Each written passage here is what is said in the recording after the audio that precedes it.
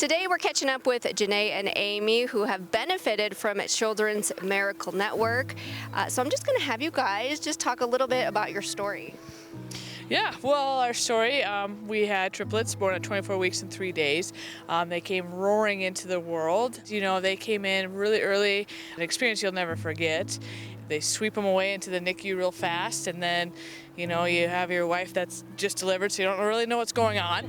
And then you go into this scary, crazy world of a NICU and not knowing what a possibility could be. And with everything that happened, with losing one of our triplets early and then having the two in there, you know, with Children's Miracle Network and the NICU cameras, saved our sanity quite a bit when we had to go back to work, or when one boy got life flighted to Sioux Falls and somebody was over there and one of us was here. It gave us a little bit. I did teach in Spearfish at the time, so a lot of my students asked to have one of the boys up so they could see too. So they were part of the process, you know, and if it wasn't for the Children's Miracle Network, you know, we wouldn't be here. So they were your typical 1-pound miracle babies for sure. But it was that moment I'll never forget, that there they were and then swept off to have their little lives saved. Barrett was in the NICU for 111 days. Jack was out earlier at 89 days, so three and a half months roughly is what we did every single day. Went in to see them, figured out how to get to the hospital, watched them on our phones on the NICU cameras, and just had a routine of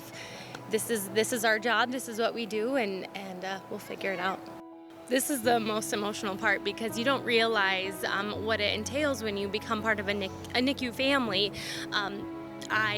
They saw me at my absolute worst, and they held my hand and they helped me just get my bearings when things were so intense and so stressful. And you know, we'd go in and we would get to know the nurses by name, and then we would just start to talk, and they share intimate things about their own past, and then they go through everything that we went through when we lost Leighton, and then Jack was just as critical, and then Barrett had his moments where he was critical, and then they would care for them and they would hold them just like their own child. And that was the coolest part to see, is that these nurses who we were strangers before this experience, and now they're part of our family.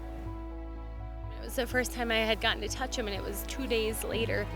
And it was like, oh, I can touch my baby finally. It was just, you know, putting your hands into the incubator, the isolate, that is keeping your child alive is part of it. And everything that just goes into this tiny little 1-pound baby is just truly miraculous. So Children's Miracle Network really allowed us to be able to be with our kids. We've spoke a lot about the NICU cameras. Those were essential because when I was discharged from the hospital, we could leave the hospital, still see our kids on our phones. And I remember walking through Walmart just staring at my phone, like watching our children. There they were on that. But then also Jack was life flighted away, and so the funds to be able to travel and to be with our children in the critical times that they were. It truly, what is the coolest thing about Children's Miracle Network is that complete strangers give their money and they're willing to donate to families that they don't even know themselves. And we are one of those families, and it just can't thank them enough for that.